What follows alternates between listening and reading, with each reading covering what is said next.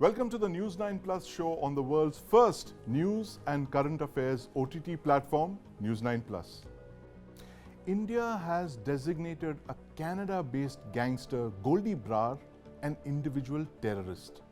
Now, 3 days ago, it designated another resident of Canada, Lakhbir Landa, a Babbar Khalsa international operative, a terrorist. Now, Foreign Minister Jaishankar has just given an interview where he said that Canada is giving space to Khalistani elements. And that's one big bone of contention between India and Canada. It comes at a time when the US and Canada have accused an Indian national of plotting the murder of a Khalistani terrorist in Canada. And joining me to discuss these developments is Dr. Vikram Singh, former DGP Uttar Pradesh. Dr. Singh, welcome to the News9 Plus Show. My colleagues Aditya Raj Kaul and Deepak Badana. Welcome to the News9 Plus Show, gentlemen. I want to start by asking you, Dr. Singh, Khalistani terrorists and gangsters freely operating in Canada, is Canada the new Pakistan? I wish not, but the ground reality is something else. We had Jasjit Singh Chauhan many decades ago when he was operating from Europe.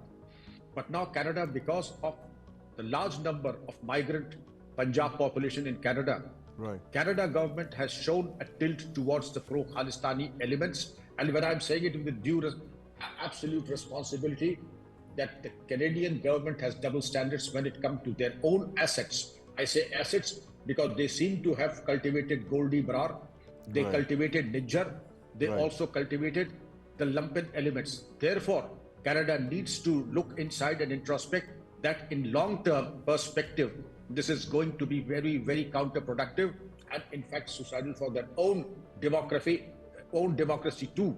And India has done very well to designate this man as a terrorist because there are many other on waiting to be designated as terrorists in the 4th schedule of the UAPA.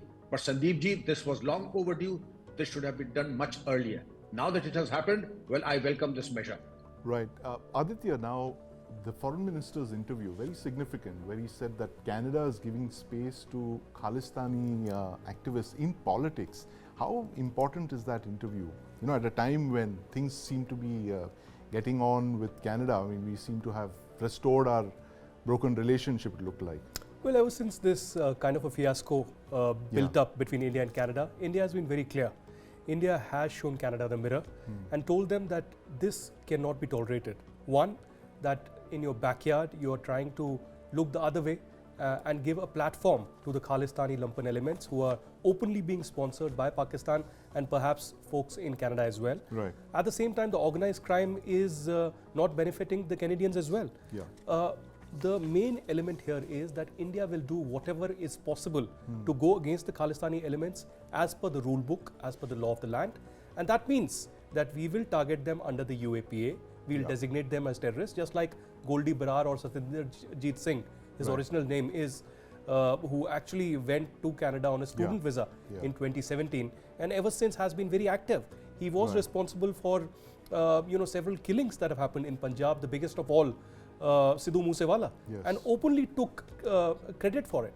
So why haven't the Canadians been able to at least arrest Goldy Brar, his accomplices, or other gang members who have association with Khalistani groups as well? The biggest another example is Gurpatwant Singh Pannu, who is a dual citizen of both Canada and America, and openly not only criticizes and abuses and threatens Indians and the Indian government and Indian journalists, but also roams around with Canadian security. The CSIS and others provide him security on the Canadian soil, on American soil. Absolutely. So this is the biggest hypocrisy. That's a very important point, and I'm going to come to you in a few minutes on that. But Deepak, I want to bring you in on this. How much of a recent phenomenon was this, and what does it have to do with the Khalistan movement? So, gangs in Punjab and in Canada, the Punjabi gangs in Canada in particular, and gangsterism in Punjab is more of a product of the last 2 decades. I mean, 1996-98 is the first time that you see the emergence of a true gangster at the state level, and this guy was this person called Dimpy Chandban. Ever since 1996, there has been a slew of different characters who've taken the role, the latest being Mr. Bishnoi, currently lost in Tihar jail. But when we talk about the, the connections between lumpen elements in Punjab and the Khalistani separatists, you know, the ties have always kind of been there. Right. The Khalistanis have time and again resorted to the use of these lumpen elements, whether through, say, money or through, you know, some other sort of pressure. But when it comes to, you know, when the hammer meets the, you know, nail, it's always the lumpen elements. For instance, if you look at the number of attacks that have happened at security establishments in the last 2-3 years, there was famously, you know, a rocket launcher had been fired, an RPG, at a police station. You know, at another Nakabandi, I believe, a grenade was thrown.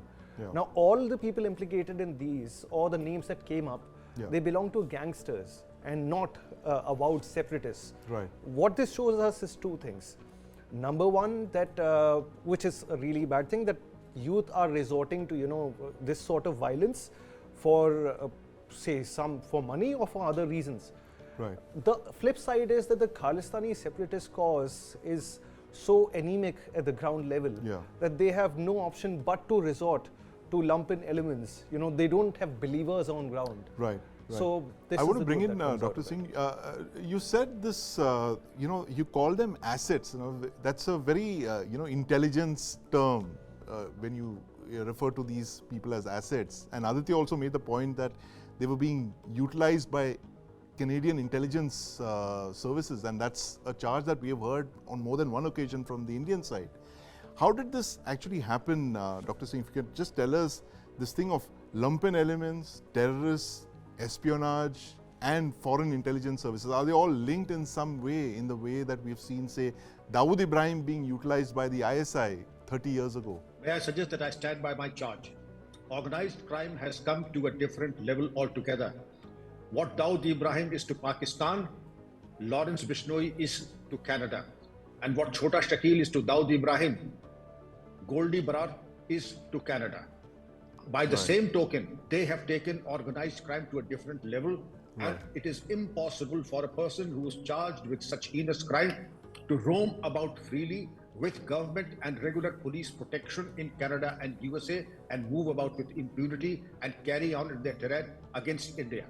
Unless, of course, there is state sponsorship, unless there is state support or state not looking the other way, but active support from the state in terms of money, material and logistics, this thing cannot happen.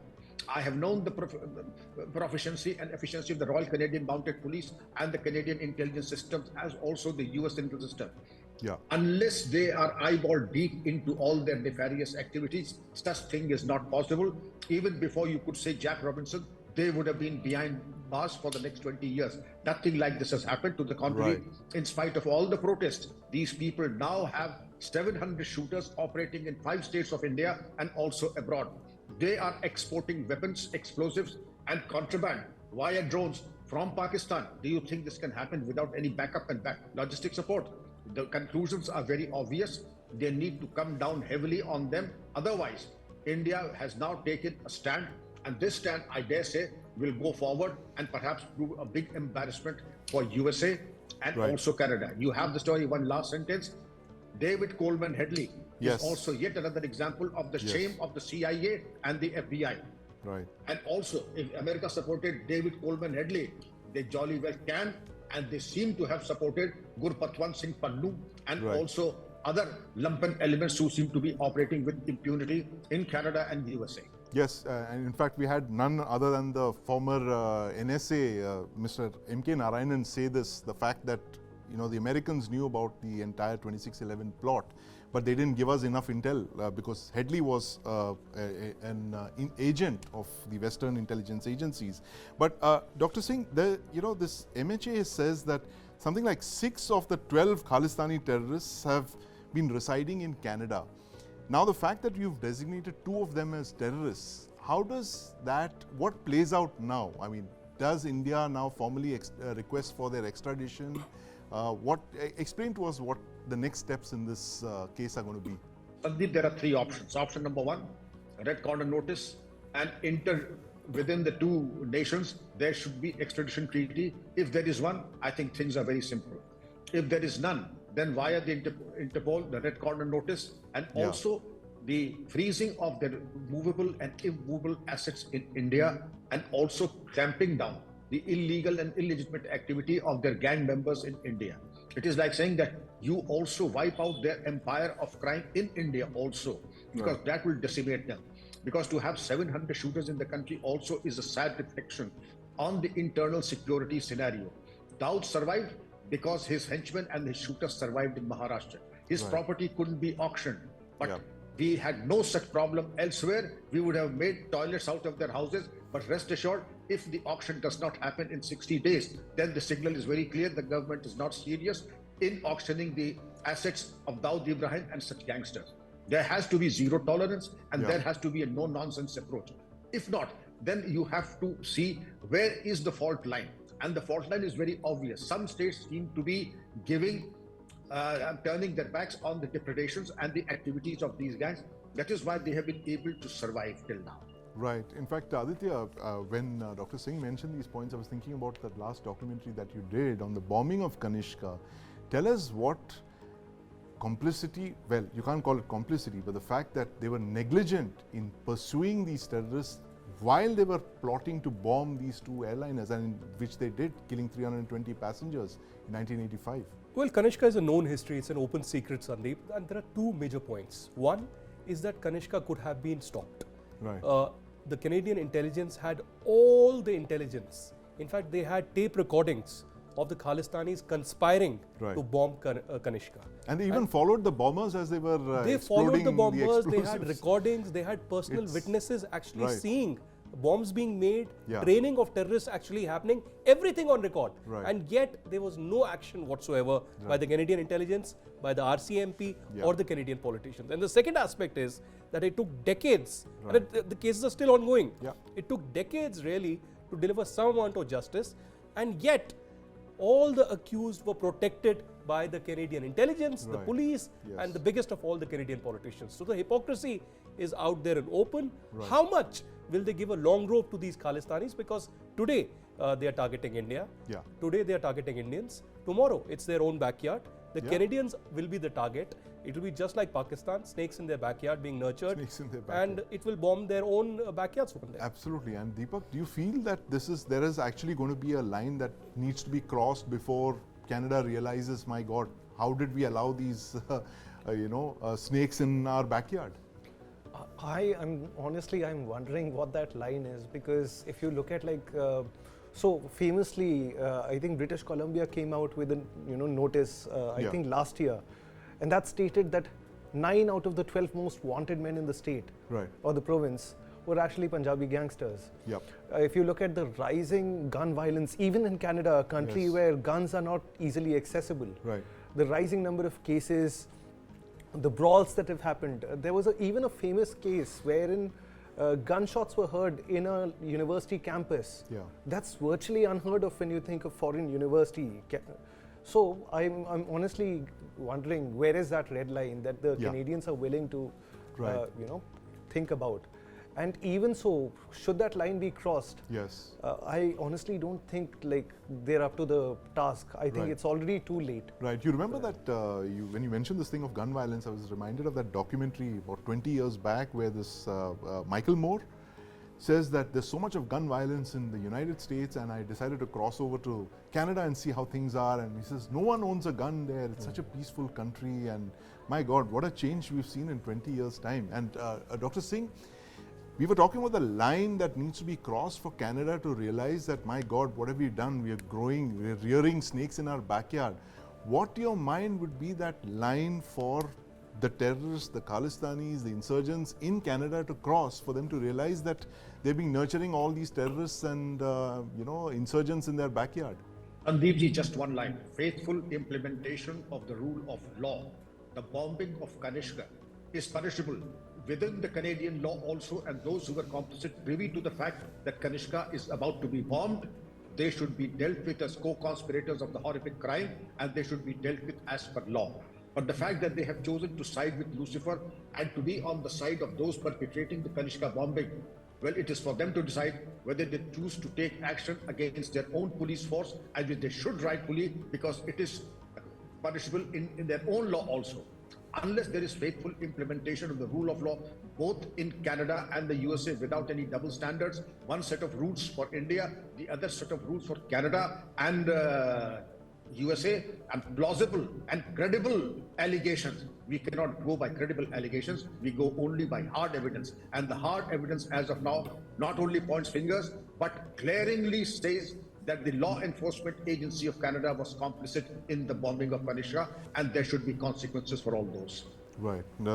It's a very important thing to remember, the fact that Canada was stood by and watched as Kanishka was bombed, killing 320 persons, as Dr. Singh mentioned. But thank you very much for your insights on this topic, Dr. Singh. It's Canada and its relations with Khalistan, that's going to continue, it looks like, into the new year as well. But stay with me, Deepak and Aditya, as we talk about Xi Jinping and Taiwan. It's one of India's biggest redevelopment projects. It aims to transform Dharavi, one of Asia's biggest slums, into a vibrant economic engine in the heart of Mumbai. Now, on the 1st of January, the Dharavi redevelopment project has teamed up with architect Hafiz Contractor, a US design firm, and a UK design consultant for the redevelopment projects. What happens next? Now, joining me to discuss this is Mr. Hafiz Contractor, one of India's best known architects. Mr. Contractor, welcome to the News9 Plus Show. Hi. Thank you for having me on this.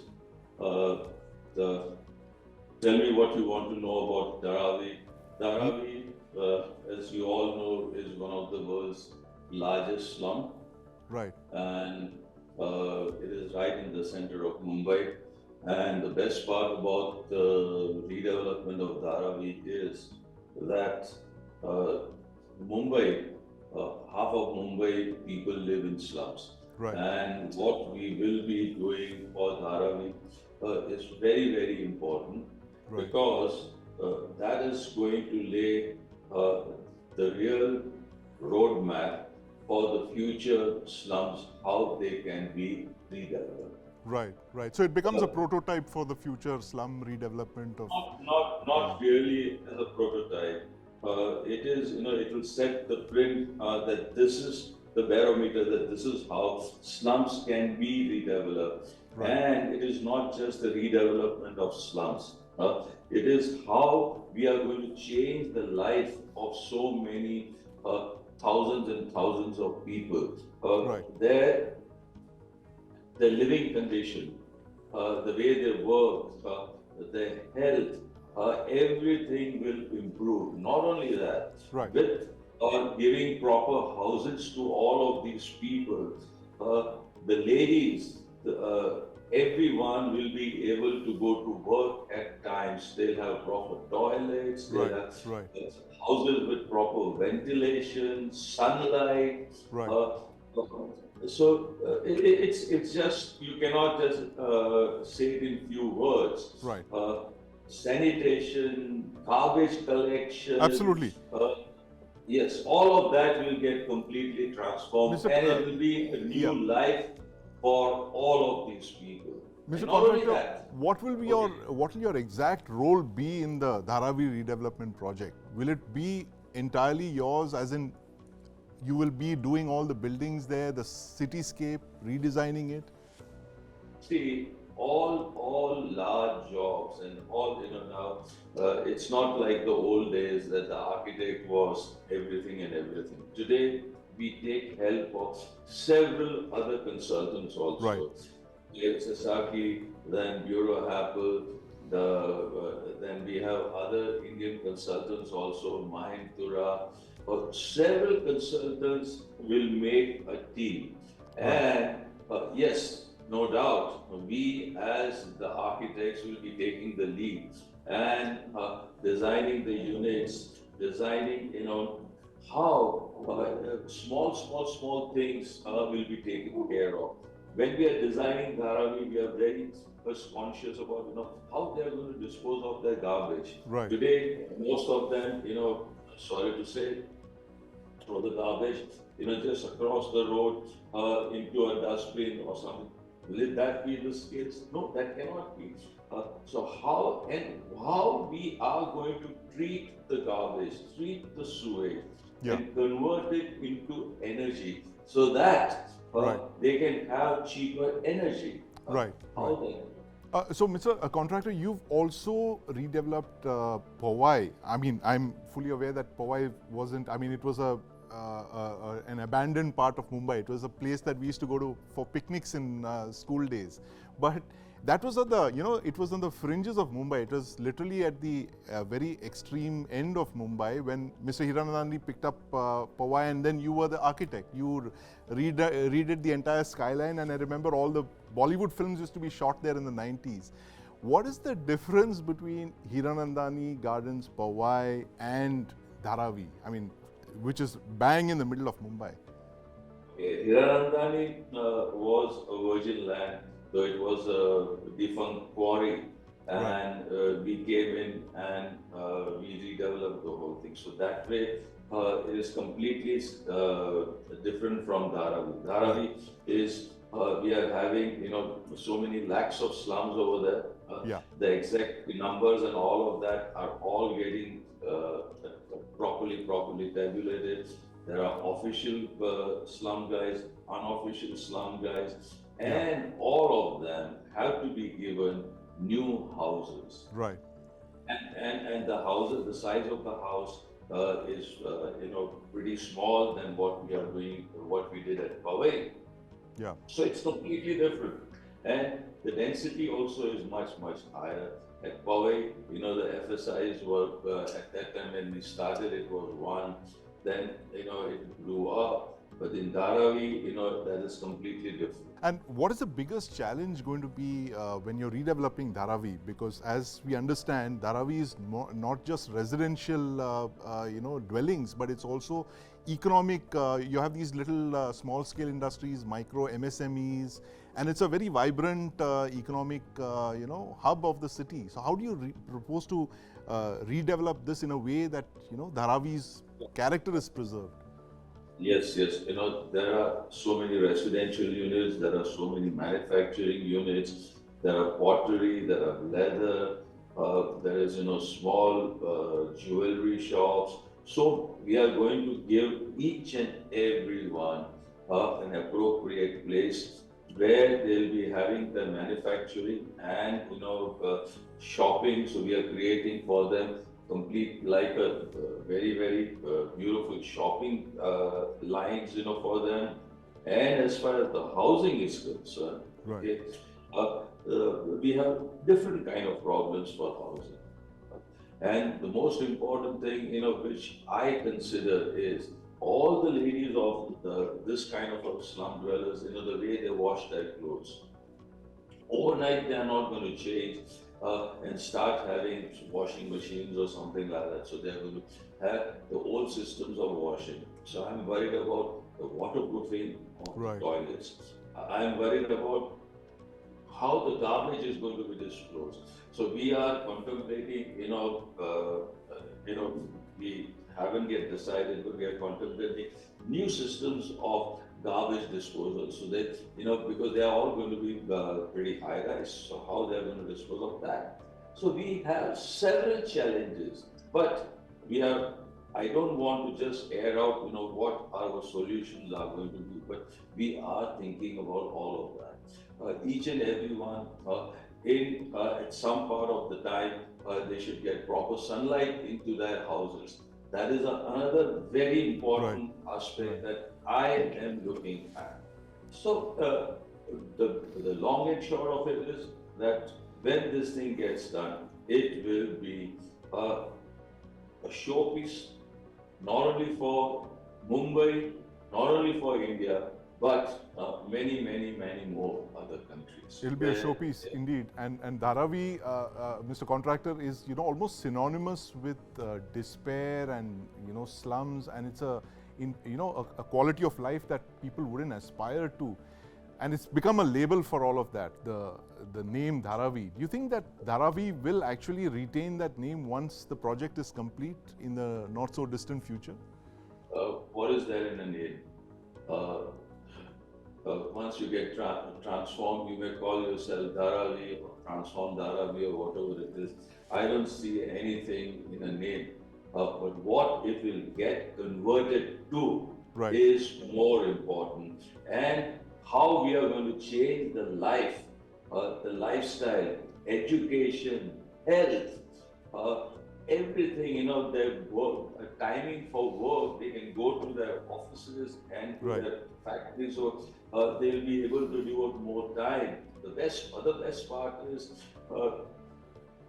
the metro is coming very, very close by to Dharavi. So they'll have proper connectivity and proper houses, houses which are not going to leak, houses, pakka houses. I think that's a godsend gift, I would say, and that is what is really the need of the hour. And as the government and as Adani's have been selected, I'm very, very happy that such a large company, when it is getting involved, I think that's what we need, so that we'll see the daylight of that. Yeah, and Mr. Contractor, I want to bring in my colleague Kiran Tare, who's been following this story since last year. In fact, he broke that story. Kiran, the redevelopment of Dharavi, why has it become such a politically contentious project? And there have been protests over it since December, and Uddhav Thackeray has basically said that a builder was being favored in this. What do you have to say about this, Kiran? At present, only Uddhav Thackeray has been opposing the project, and his main contention is about the TDR, the sale of transferable development rights. Right. Interestingly, the tender condition says that the builders in Mumbai, they have to purchase 40% of the TDR from the Dharavi redevelopment project itself, which is a joint venture of Adani Properties and the Maharashtra. Right. So Uddhav Thackeray believes that Adani is going to rule Mumbai's real estate in future. Right. If he is going to decide the rates of the TDR, he will make money like nothing before else. Right. That is why Uddhav Thackeray is saying that are you going to favor one particular builder, one particular real estate developer who doesn't have any experience in a redevelopment project like Dharavi? Right. That is his whole condition. But see, there are many political issues as well. Mr. Adani is very clever, he is very smart. He has gone and met almost every single political party leader. Yeah. So at present, Uddhav Thackeray has been isolated on the political front. Right. Except Uddhav Thackeray, nobody else is opposing the Dharavi project and opposing Mr. Adani. Mr. Contractor, I want to ask you this question, but when politics enters projects like this, I mean, Dharavi project has been on from the mid-80s, right? Since the time when Rajiv Gandhi was the Prime Minister. How do you see this new politicization of the project because of, Mr. Adani's involvement? How is it going to delay the process? Gentlemen, I am a simple architect. I don't get involved in politics. I just get involved in my work, and I'll see to it that whatever I do will be good for all the inhabitants of Dharavi, and it will definitely be good for the builder and also for the city. Unless and until it is good for all of them, I think it won't be successful, and we want to make it successful. So forget about politics. Let's concentrate on the people and what they are going to finally get. And that is what they will say, yes, it is a nice project and we are very, very happy. And that is what my aim is, to make each and every inhabitant of Dharavi a happy man and a happy family. And also, everything has to make financial sense. And that is what we want to do. Thank you very much. Thank you, Mr. Contractor. Thank you very much for your views. And Kiran, that's a story that we broke a few months back, and we're going to be tracking very closely. Adani, the redevelopment of Dharavi, one of the world's largest slums. You can watch it only on the News9 Plus app. It's called Slumdog Billionaire, the series by Kiran Tare. Do download it and watch. China's President Xi Jinping has announced plans for the reunification of Taiwan with mainland China. The Chinese president made the statement during his 1st of January New Year address. Aditya, Xi Jinping wants Taiwan. Could this open up a fourth global conflict? Well, two things here. One, obviously, there are no surprises. It's a Chinese dream, the reunification. Although it's a little different from what he said last year. Right. During his New Year message last year, he said we are part of the same family. Yes. And this time around, he says that reunification is inevitable.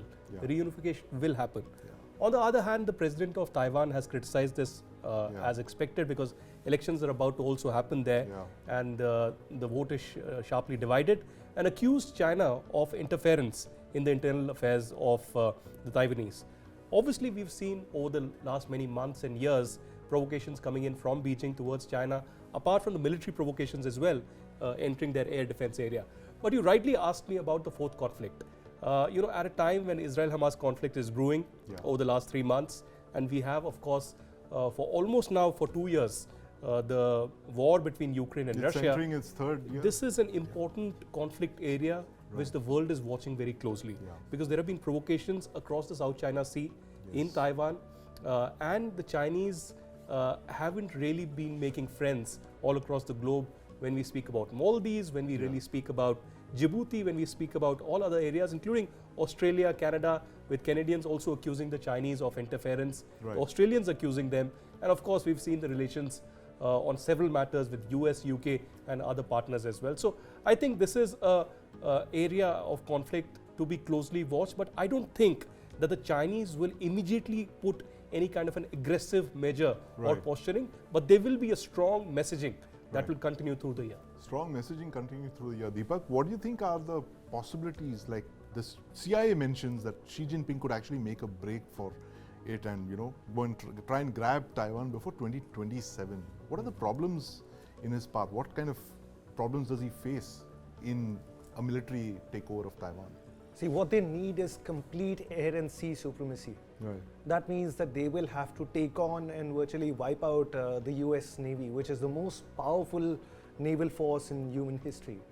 Now that's far easier said than done. Right. It's a 136 or 160 kilometer channel that separates Taiwan. And what you also have to understand is that there are defenses in place in Taiwan as well. Yes. So even should a Chinese vessel, actually end up landing, they'll need to be in overwhelming force to take on the Taiwanese, who will put up some spirited defense at the very least. Let us be charitable to the Chinese and say that the Taiwanese may not be up to the, but there will be some defense. So the fact is that unless they can actually remove the US from the equation, remove the other allies from the equation, it's almost impossible. And there's just one more thing that I'd like to mention. The last time that the Chinese actually had like some sort of superiority was in 2021, when they actually tested their hypersonic missile. Right. So if they wanted a Pearl Harbor-esque moment, that was the time when they had a weapon that could have done it, and nobody would have figured out what had happened. Right. But I think it's too late for that. But now I think they've kind of let the cat out of the bag. China's running out of time for a military operation. It's running out of time. Like I think the world is kind of woken up to the fact. But Aditya, what are the chances that the US will intervene militarily? I mean, it's been very ambivalent about whether it would, stand by militarily if, China tries to grab Taiwan. Taiwan is, of course, far more important geopolitically to the world, not just to the United States. But tell us why the US would want to intervene militarily in the case of Taiwan, which it didn't in Ukraine. Firstly, I have doubts. I strongly feel that the US will not interfere, at least the boots on ground will not happen. But if you remember, Sandeep, a few years back, Donald Trump came up with a statement that from Germany and from Europe, a lot of troops will be moved to the Indian subcontinent and in that area, and there will be boots on ground. And there were a lot of questions and stories about whether these boots will be somewhere strategically pointed towards India as well to counter China. I don't think that is going to happen. But what is going to happen is two things. Let's remember that US is also going towards elections. The November, December, January, this period is crucial because this is the beginning of that election year. So there will be strong statements from both sides, the Republicans and the Democrats, against the Chinese. Donald Trump also trying his best to return against Biden, will be going all ballistic against China because that follows a domestic America first policy as well. On the other hand, we will see the Chinese try to engage the Americans as much as possible because they know that the Americans are exhausted completely with the two wars really brewing. Yes. So I think there will be continuous provocations through the South China Sea, and with relations not going that great with Japan, with Vietnam and others, they will continue to provoke and see that the American presence also is spread across the region, and they are exhausted completely militarily. Exactly, and that seems to have happened in that case. But Deepak, let's not forget the fact that China itself is going through an economic recession of sorts. They're not growing the way they thought they would, and this was a fact that Xi Jinping, mentioned in that New Year address of his. How much of a downer is that going to be for his plans of reunifying Taiwan? I think Xi Jinping's present popularity, his survival in the hot seat in China, is actually the product of 10 years of solid double-digit growth, almost double-digit growth that they had. For him, it's a major concern because the understanding or the social contract in China is such that the government gives them growth and the people stay quiet. Right. Now, when the growth is out of the window, there is that pressure. And that's not the only pressure. There are other pressures. There is wide scale and growing unemployment. Yes. There's an aging population. So that means that the number of people who will depend on the state and on others for their survival, that's growing. So China has a number of problems that are emerging. Right. And the longer Xi Jinping stays in power, there'll also be political opposition. Right. At least the paranoia of it. Right, and we just did that story recently, if you remember, on the Chinese, tens of thousands of them actually fleeing China and trying to enter the United States illegally. I mean, that's bizarre. I don't think there was a time when you had so many Russians trying to enter the United States during the Cold War. But be that as it may, Aditya, what could be the biggest event of this year, 2024, that could actually bring China and the US close to some kind of a conflict? Would it be that, as you mentioned, that the political exigencies, both Xi has to appear strong, and of course, you have a president going into a lame duck president going into an election. What could trigger off a misunderstanding of sorts? I think a military provocation in Taiwan could be something that could trigger that. But personally, I don't feel that there will be any kind of a large-scale conflict that will develop in this election year for the Americans. And the Chinese, as you said, are dealing with an economic crisis as well. And I think both these countries will be more focused towards their own domestic concerns. Of course, larger strategic global concerns are paramount, and the Chinese are known to surprise us all. But I think in this particular matter, the Chinese will be more restrained. They will try to provoke the Americans. The Americans have done that far too many times with the speaker, and several others making visits to Taiwan, etc. Right. I think those provocations from both sides will continue, and this will perhaps continue to burn to an extent the Taiwan issue.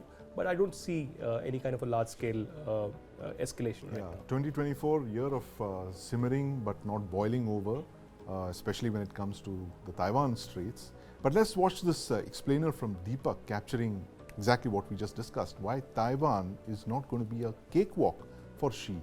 Thanks for watching. In his New Year's address on 1 January 2024, the President of China, Xi Jinping, noted that the reunification of the motherland is a historical inevitability. 5 years ago, in another speech, Jinping noted that China reserved all necessary means for Taiwan's reunification. However, it appears that China's aggressive posturing is just that, and Beijing may, after all, be a paper dragon. The CIA predicts Xi Jinping's annexation of Taiwan by 2027. Now, supremacy over the island, 160 kilometers from China, hinges on total control of surrounding airspace and seas. For a forceful takeover, Xi needs assault and supply ships with PLA vessels guarding against a US intervention. Now, despite China's naval modernization, the PLA Navy hasn't engaged in a sustained naval conflict, focusing instead on intimidation tactics rather than armed encounters. The PLA will be facing off against the most powerful naval force in history, the United States Navy. Taiwan is a key semiconductor producer for the US, and President Biden has vowed to defend Taiwan militarily.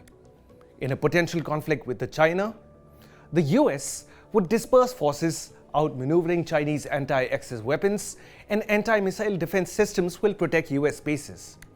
The US Navy's nuclear-powered attack submarines, a vital deterrent, outlast China's modest SSN fleet in both technology and numbers. China's prioritization of aircraft carriers over nuclear-powered attack submarines is another issue. Satellites and drones have made aircraft carriers vulnerable. China cannot use attack submarines to strike the US in its home waters due to a small fleet of just 6 SSNs. The PLA Navy's deficiencies in anti-submarine warfare further weakens its capabilities. In wartime, the US Navy's nuclear submarines could swiftly overcome any PLAN blockade around Taiwan. Xi Jinping's problems aren't restricted to the military realm. The Middle Kingdom faces slowing growth, an aging society, high youth unemployment, and a burgeoning debt crisis, making military misadventures extremely risky for Beijing. China cannot afford to gamble on costly wars with an untested military. It would prefer if bullied neighbors kowtowed and acknowledged Beijing's status as a regional hegemon. A peaceful reintegration of Taiwan by pursuing the Chinese strategy of fighting without fighting is frankly the only real option.